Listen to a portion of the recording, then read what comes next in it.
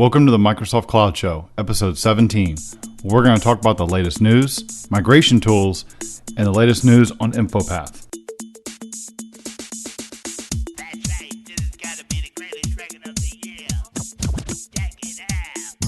Welcome to the Microsoft Cloud Show, the only place to stay up to date on everything going on in the Microsoft Cloud world, including Windows Azure, Office 365, SharePoint, Exchange, Lync, and related technologies. Just the information, no marketing, no BS. I'm Chris Johnson. And I'm Andrew Call. And we're just two dudes telling you how we see it. Alright, how things, AC? Doing all right. I'm actually trying to recover from a injury that I've had on my leg. I'm training for a half marathon that's about a week and a half away, and I've done something to where it feels like I have a racquetball that's stuffed into my hip right about where your pockets are for your jeans. So I'm doing everything I can, all kinds of therapy and stuff to try rest and therapy to get it knocked out. But that and battling a head cold, it's not really bad timing for both of these things to happen a week and a half out from a half marathon. Ouch. That sounds painful. Yeah. Painful. Sorry to hear that. Yeah. At the same time, trying to get a bunch of work done, right? So I'm sure I'm going to sound a little strange, but I apologize. Well, as much as you need to be in great shape for your half marathon, you also need to be in great shape for SharePoint conference coming up. So hopefully a speedy recovery for both. I need it. So how about you? You still down under, huh? I am indeed. I'm in New Plymouth right now, which is a city in New Zealand. Visiting some family down here, but enjoying the holiday so far. We're doing a bunch of running around, so we're moving around a lot, and that obviously takes a bunch of effort with kids, but we're having a blast while we're down here, so it's been a great vacation. Very cool. So I guess that's why we might hear a little bit of family in the background here and there. So yeah, apologies for the screaming children. No worries. I'll just apologize for all the coughing that I might end up doing. So yeah. Well, hopefully you don't have to run around your office and use that the gammy leg you got. So hopefully you'll be all right. So today's episode, we have a little bit of news to cover. We're going to talk a little bit about some migration topics, and then the sort of the meat in the sandwich, so to speak, for this episode is going to be about InfoPath and the news that we heard about that over the past week or so. And so we want to dig in a little bit into that and what it means for SharePoint and what we're going to see coming from Microsoft in the future, and talk a little bit about that. Sounds good. So why don't we start with some news? All right, sounds good. So what you got for us to lead us off? Well, I think the big one that I saw in the last few days that really is interesting is support for multi-factor authentication in Office 365 natively. And so there's a blog post that we'll link to up in the show notes that describes this in great detail. But in a nutshell, for those who don't know what multi-factor authentication is, it's basically the ability to enforce people to log in, or when they're logging in to a system, to require two or more forms of authentication. So, for example, in the past, you might log into a website using just a username and a password, for example. But what multi-factor authentication enforces is the need to provide another form of authentication as well as your username and password. So that could be something like a special code that gets sent to you via text message, or maybe the system calls you on a well-known cell phone number or mobile phone number or something along those lines. People have been are probably familiar with this from their banking systems. Also, other systems like Facebook and Twitter support multi-factor authentication already. And if you haven't turned that on your Facebook and Twitter accounts, I highly recommend doing so. It basically stops the brute force password hacks or password breach issues with websites. So if somebody gets your password, it's not that big a deal. Well, it is still a big deal, but it's not that big a deal. And so it basically stops them from logging into the system. They'd need to be sent a code via text or a call or something like that to complete the login process. And so what this means is now that in Office 365 you can also turn this on, and you don't need to. In the past you could achieve this but it required a whole lot of other infrastructure and setup. And now it's supported right out of the box in 365. Yeah, it's becoming the new standard, I think, for authentication and identity into important services. I mean, everywhere that you look now, you definitely want to. When it's offered, it's almost a reason. There's almost no reason why you would not want to have this in terms of an extra level of security. There's so many stories I've heard recently about where this wasn't applied, and it would have really saved some people. Like the really popular story in Wired magazine by, I think his name is Pat Honan, how he got hacked through social engineering between Amazon and Apple, and how someone stole his Twitter account and then also remotely wiped both of his laptops and his phone, because you can do that with the Mac OS. You can do that remote wipe the same way we can do it with like iPhone or Windows Phone or anything. I don't think that Windows 8 has the ability for a remote wipe yet, but I even saw something this past week too, where do you see the thing about the guy that got extorted for $50,000 for his Twitter handle? Yeah, I did. That was freakishly scary. Yeah, it was. I mean, I learned a lot from that one too. Or I guess he didn't get extorted for it. He lost his Twitter handle that people had been trying to buy from him for $50,000. Someone was able to hijack a bunch of his assets, and they said, if you turn the Twitter handle over, I will give you the passwords to all your domains that I've hijacked in GoDaddy and your email and all this other stuff, and your Twitter and your Facebook account as well. And then I'll also tell you how I did it. So I think his Twitter handle was just @T or something like that. No, wasn't it @N? @N, that's right, @N. @N, yeah. Yeah. And so it's nuts. I mean, I guess the one thing I learned was that, let's say you have all your domains at a hoster. Let's just pick GoDaddy just for instance, but it really doesn't matter who it is. They say don't use your custom domain as the account that you use for logging in and managing stuff at GoDaddy. They said instead use a service where it's going to be much harder for them to compromise, like a Gmail or a Yahoo or a Hotmail or Outlook, one of those kind of email addresses. And I'm looking at because if someone was able to hijack or get access to your GoDaddy account, then you probably have your domain is also inside of your GoDaddy account. And so now they've got the ability to change the way that people are going to be logging into your email and everything, because they can change the MX records and such. Gotcha. Gosh, that's frightening. It takes certainly at the DNS level, like at GoDaddy, getting access to that through some sort of social engineering hack or just, however that happens, that's frightening, because once you've got control of a vanity domain like that, you can pretty much do anything you like. It's one of those things that you think you're totally secure, and then all of a sudden you turn around and someone says, yeah, I got access to this, and they're like, holy crap. Oops. How did you it's like, nobody can launch the nuclear missiles unless that you have the code, the president's code. Oh, that's really good. Well, how do they do it? Oh, he's the only one that's got the codes. We're all good. Fantastic. How does he do it? He's got this thing called the football. Well, I have the football now, and everybody's like, oh crap, he's got the football. Yeah. So we're all doomed. It's interesting. It's we knew it was going to happen eventually. We'll see more of these big compromises and hacks like we see at places like Target and other ones. But the multi-factor auth, I saw that come out, and it was kind of like, good on you for going through and actually leading the way and putting this in. I haven't set it up on my account yet, but it's something that I definitely need to go through and set up with Office 365. It's something I'd recommend everybody use it.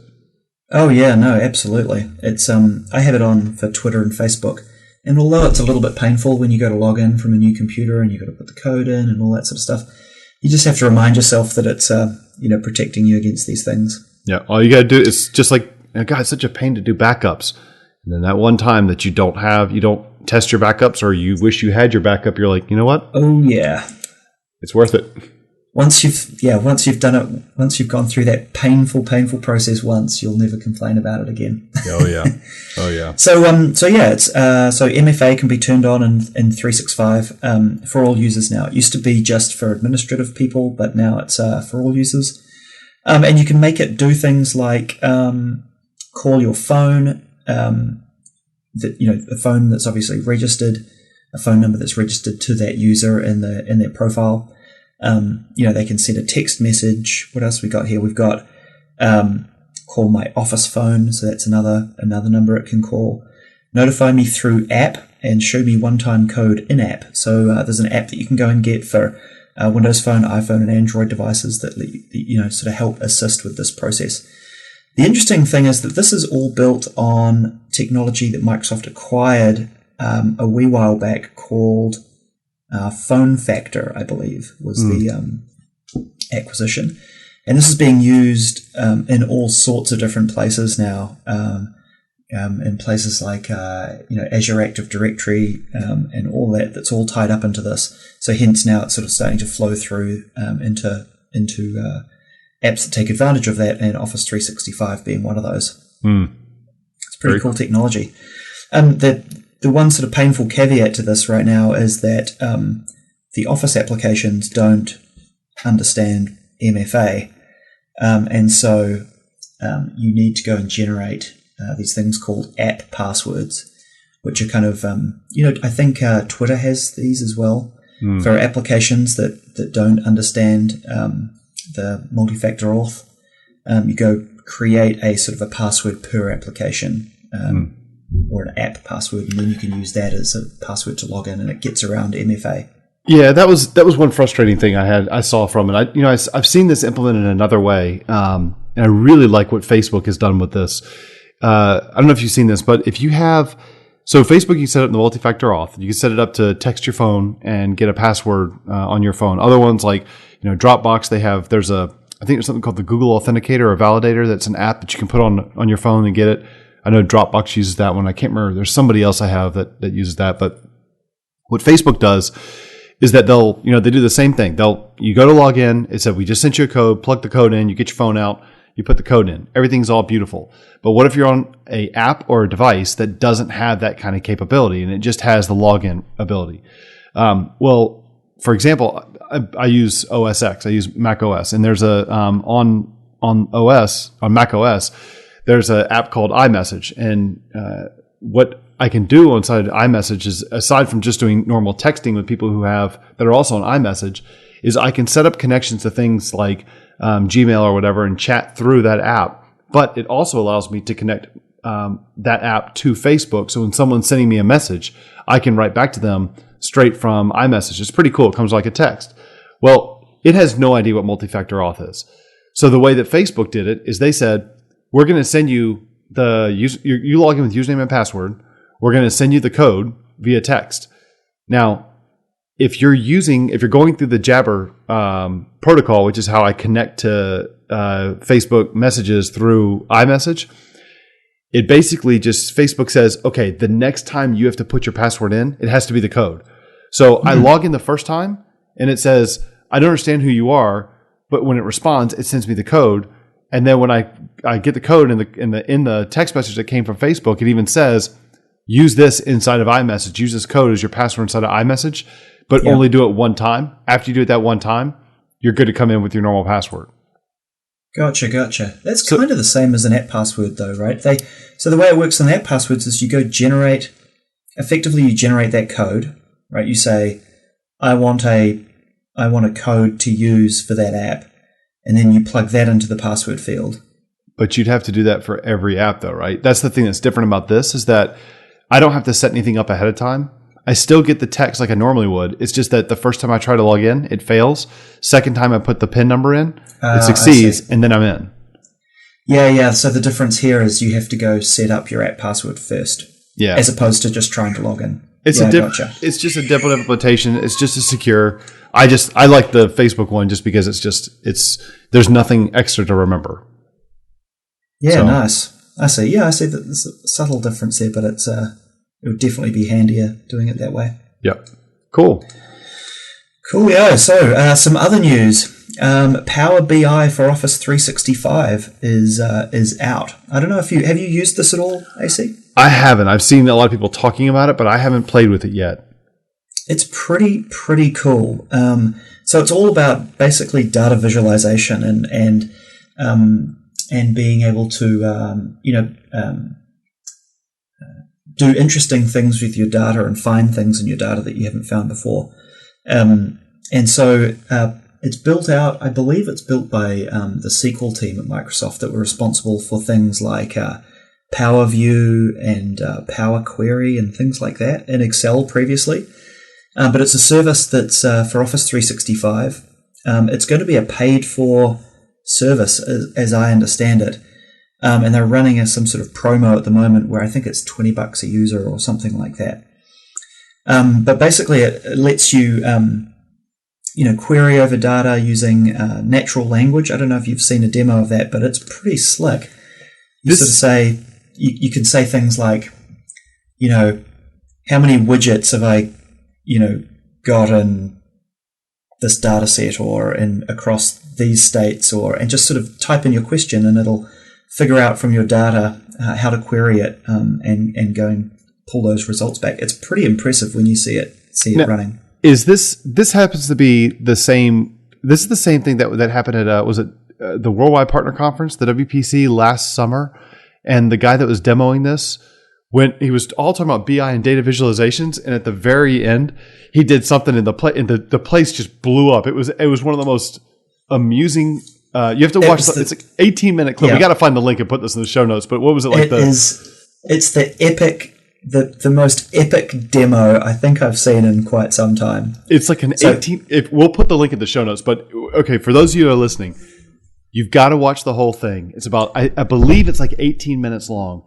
You've got to watch the whole thing, and the last couple minutes, it just builds up, and it's kind of like imagine like a hockey stick kind of bar chart on the excitement level. And so things are just going, okay, this is interesting. And then all of a sudden it just goes sky high, gets to be hilarious. And the thing finishes and the guy runs off the stage and everyone's like, oh my God, they're laughing like crazy. And yeah, it was funny. I was actually, I was in the audience for it. And it's funny because, WPC, it's the Worldwide Partner Conference, for all the Microsoft partners and so forth around the world.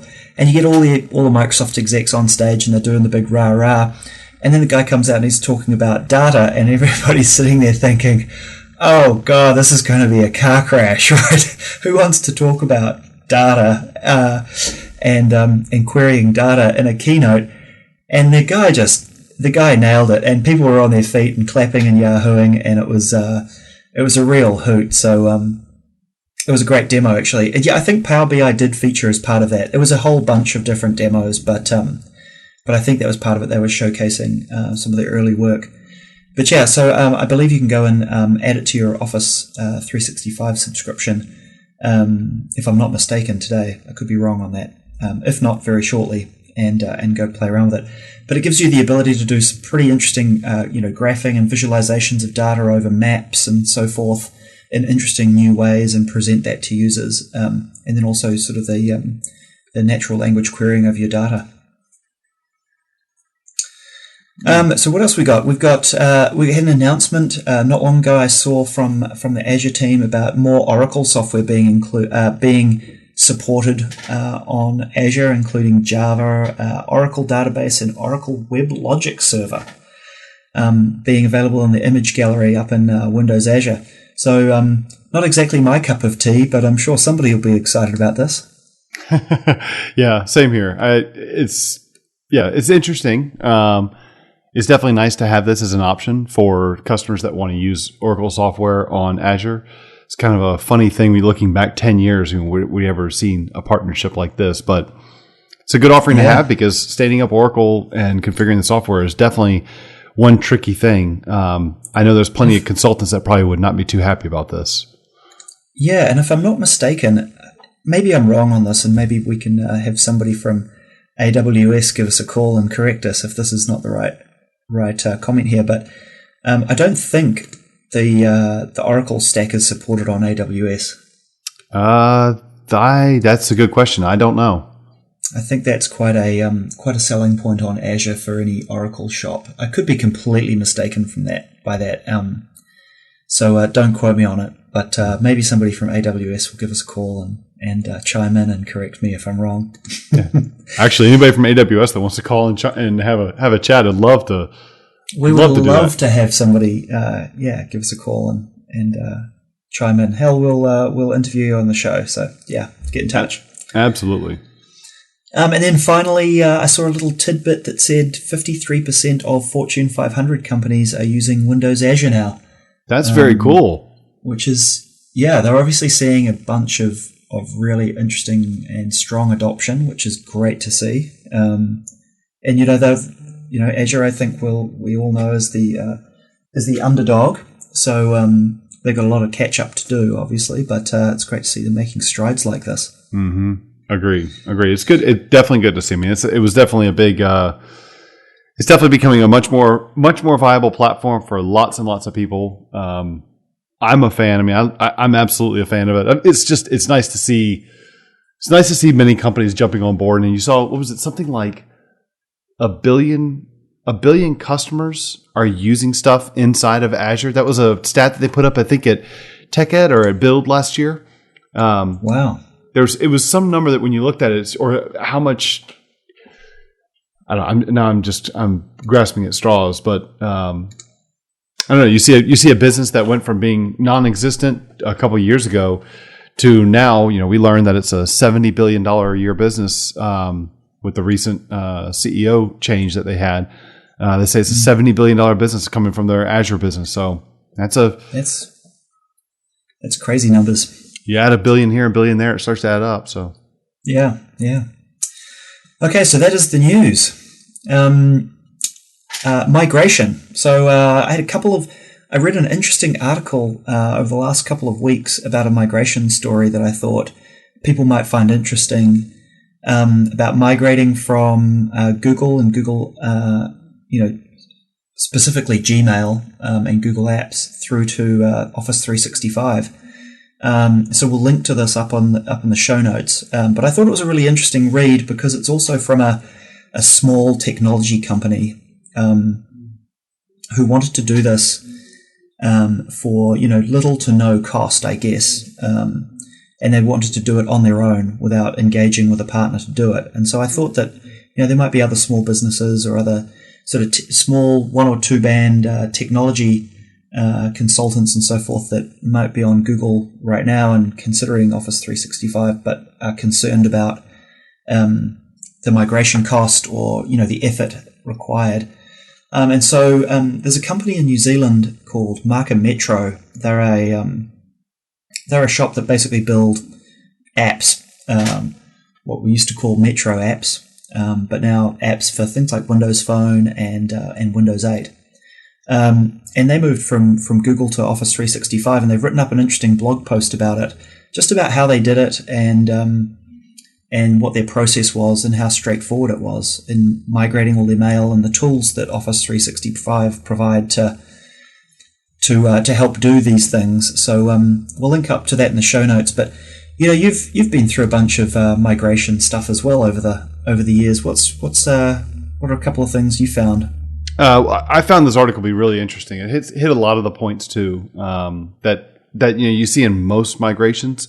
I've done some stuff around. I migrated all of my stuff from other hosted platforms over into Office 365, and it went really smooth. I guess the one thing that I would like to see, it'd be nice to have for Microsoft, is some things that make it a little bit easier to migrate your mail from another hosted Exchange server into Office 365. But I can understand why they wouldn't want to provide that, because you've got partners and you're taking business from partners. But there's some third parties that are set up really nicely. I was really surprised how easily some of those migrations went. From the SharePoint side of the migrations, I mean, that's like any other migration, right? It really just depends on what the customer's done, what kind of migration it is. For me, everything was in a content database. I didn't do much stuff with custom code or anything. I tried to keep it as simple as possible, and that made sure that everything came across nice and clean. The more custom code you got, the more chance you got for challenges. So, yeah, no, absolutely. Anyway, we'll link off to that in the show notes. People can have a read. It's a pretty short read and pretty straightforward, easy to understand. So, like I said, we'll point people at that and they can take a look. Yep. But one thing you touched on there is, migrating from other mail systems and so forth. And, Microsoft provides some tools for that, but like you said, there are other partners that also build tools. And one that I'm familiar with and looked into quite a lot is a company called SkyKick. They're based in Seattle. Actually, the CEO used to work on the SharePoint team, Evan Richmond. So shout out to Evan. And they build some pretty kick-ass tools, I got to say. Their whole deal is their tool is built for partners to use, so it's not necessarily an end user tool, but basically it's full service. So you rock up there, you plug in your email address, and it starts doing I guess what word am I looking for here? DNS interrogation. So it'll find out who you're currently hosted with, where all your email resides, and so forth. And then it will do things like you provide an admin username and a password to log in, a username and a password for somebody who has admin privileges with your current provider, and it starts doing interrogation of your organization. So it'll find all the mailboxes, it'll find any distribution lists and things like that, and it's able to start the orchestration process of migrating people by doing things like emailing each of those users and saying, hey, we're getting ready to migrate you. We would like you to go to this site, click this link, and plug in your username and password, and we'll be able to automatically migrate you across. And it'll migrate your mail.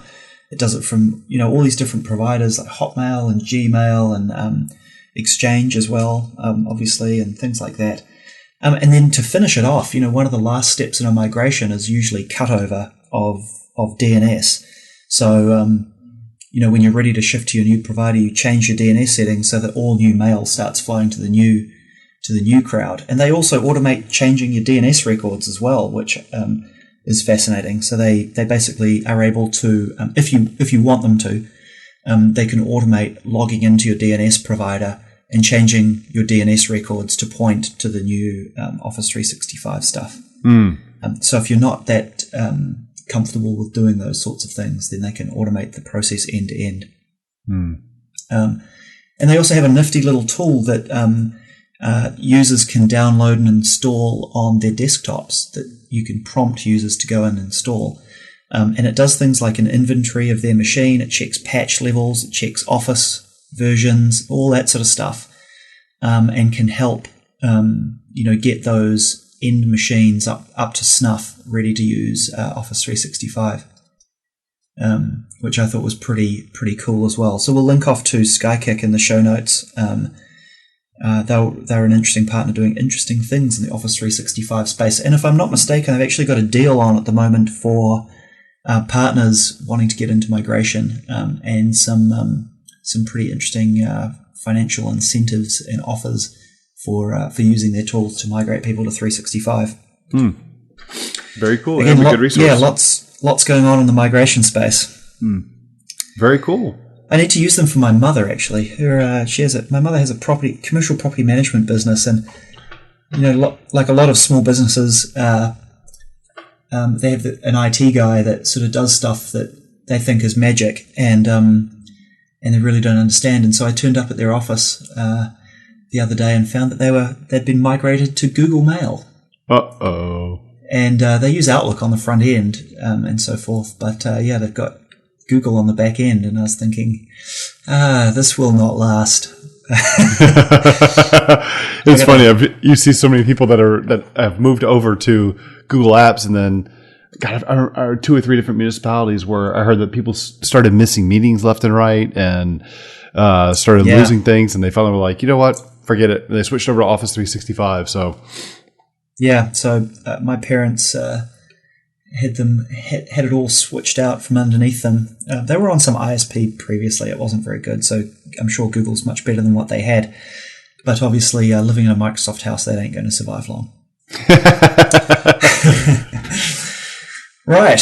So moving right along, the meaty topic of conversation today is based around some news that we heard from the Office 365 team around InfoPath, and the news that the future of InfoPath got slightly more, I guess what's the right word, documented. I think this has been on the cards for quite some time, but we saw a blog post come out this this past week, I believe, it sort of made that a whole bunch more solid. So what was your take on that, AC? So I think it's nice to have them come out and say it. That basically what they said was that from what Microsoft announced was that there will not be any more future versions of InfoPath. That InfoPath is effectively done. Shock, horror. Yeah, exactly. It is. They are. It's still supported for another 10 years, so it's still out there. But so it's not like if you have investments right now, you're going to be, having a lot of problems with it or anything. Things are going to work just fine. But what they said then is they said, if you want to find more information about what our forum story is going forward, it'll be discussed at the SharePoint conference at a session where we talk about it. And that's all they really said. So, we saw some people jump the gun and try and start saying some things pretty forceful, both mostly on the negative about this. I think it's a bit too early to jump the gun. Kind of validates what you and I were thinking. I know I had a blog post a couple months ago that or maybe sometime last year, and then you jumped in on it. I keep getting the question, what do you think about InfoPath? What do you think about InfoPath? And finally got the question one morning again on Twitter, and I was like, you know what? I'm having trouble focusing today.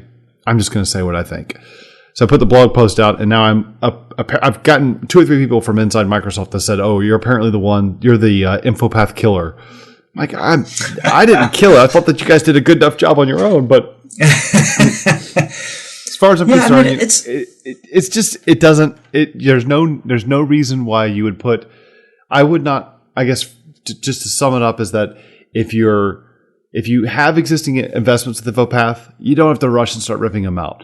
If you're on a project right now where you've planned to use InfoPath and you are using it, you have to evaluate how far are we down the road? What are my other options? Does it make sense to pivot and do something else?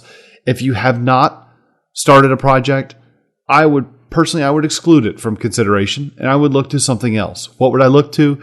There's loads of options. If you want to go commercial, kind of off the shelf kind of stuff, Nintex has a fantastic offering with Nintex Forms. K2 has an option as well with their Forms product as well. They both serve different audiences. They're positioned slightly differently. I don't want to take a side on either one of them, but I've got my preference. But they're both really good options.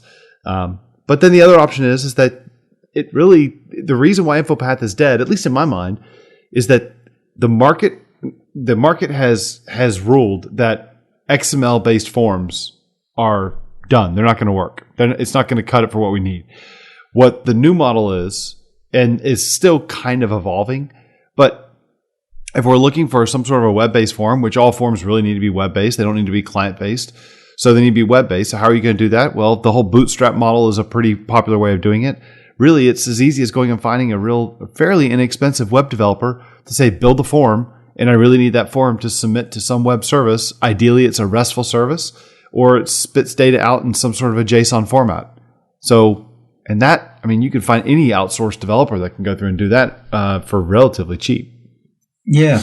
No, I think, one thing I sort of took away, or that I get reminded of whenever I see news like this is just the gut reaction people have to it. So, you see one piece of news that say, hey, we're retiring a particular piece of technology because we're going to come out with something different. And suddenly the sky's falling. People are just, I'm often reminded, and it seems, I shouldn't be surprised by it anymore because it happens so often, but the reaction of people just stuns me. Like I get that people are attached to things, but when Microsoft says that they're deprecating something, they don't mean that they're walking it out onto the street, putting it on its knees and shooting it in the back of the head, and that it drops dead and buried on the street right in front of you. They sort of mean that it's, hey, they're going to come out with something else, or are no longer interested in improving a particular thing that they invested in, 3 releases ago. But yeah, that doesn't mean they're just going to drop it dead and run for the hills, right? Like if you've got stuff that runs on it, like you said, right, it's going to continue running and they're going to continue supporting you. But you might want to think about it if you're coming out with new projects, because like you said, there are tons of great alternatives. That was a hell of a visualization. All I could think about was just someone walking Sandbox out to the street and just putting a gun to the back of the head, just be like, "This is what we really want to do." Yeah, I'm sure.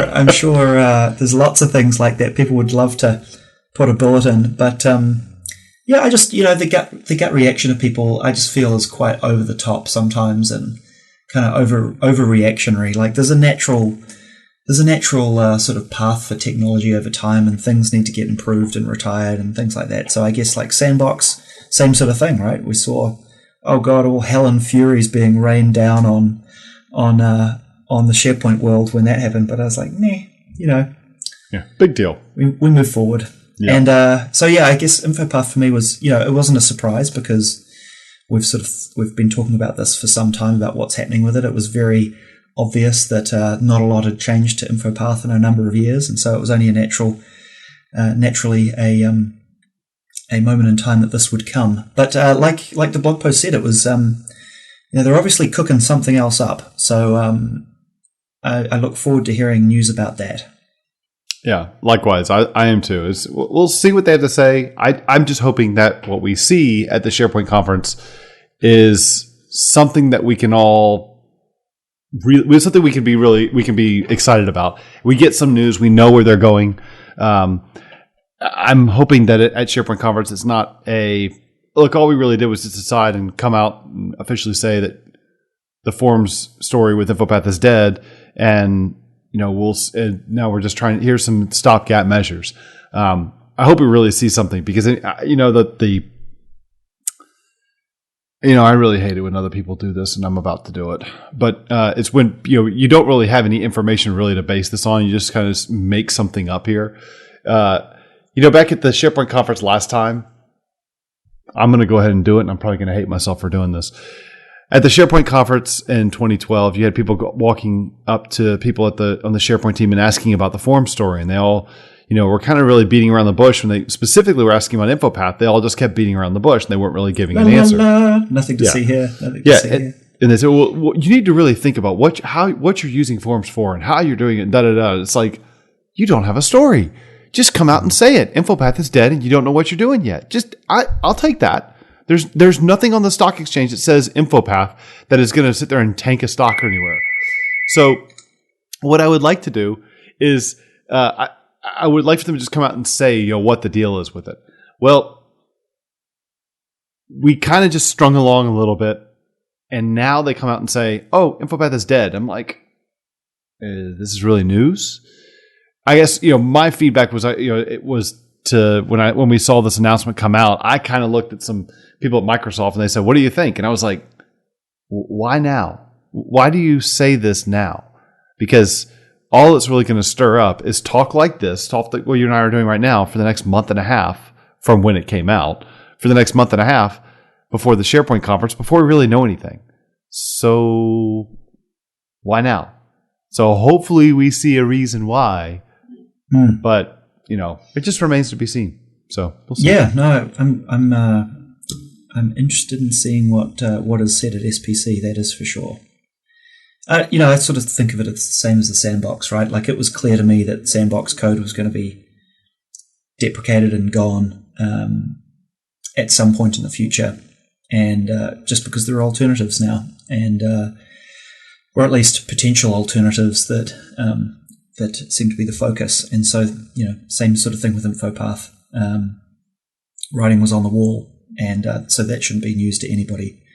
Mm-hmm. But I don't think it's all doom and gloom. I think if people are using InfoPath today, that's Microsoft have got a good history of support, sort of for the 8 to 10 year range, and so they'll continue to do that. And then based on what comes out at SPC, you can start making some decisions for future projects and things. And then there are, like you said, there are great partner products too, Nintex Forms and so forth, that offer pretty robust solutions today that people can also take a look at. They're paid for products, of course, but you also get what you pay for. They're pretty great set of tools, so they're definitely worth looking at.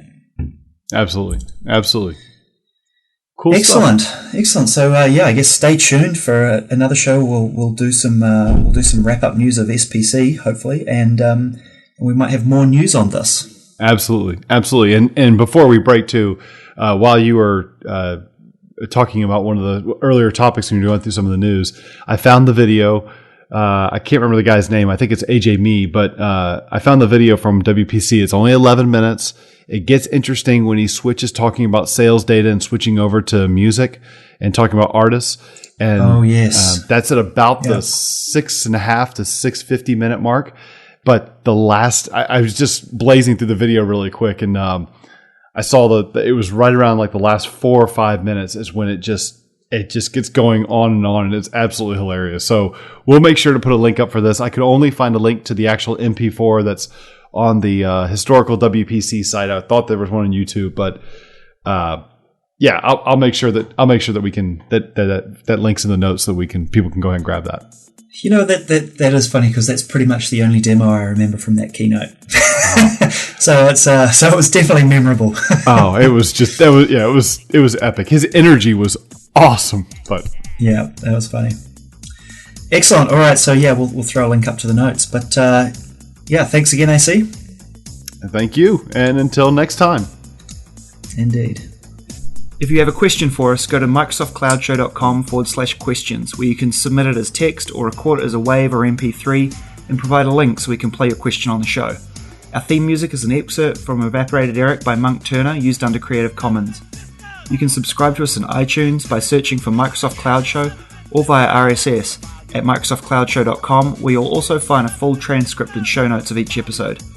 You can also find us on Facebook, searching for Microsoft Cloud Show, or on Twitter at MS Cloud Show. Thanks for listening. We'll see you next time.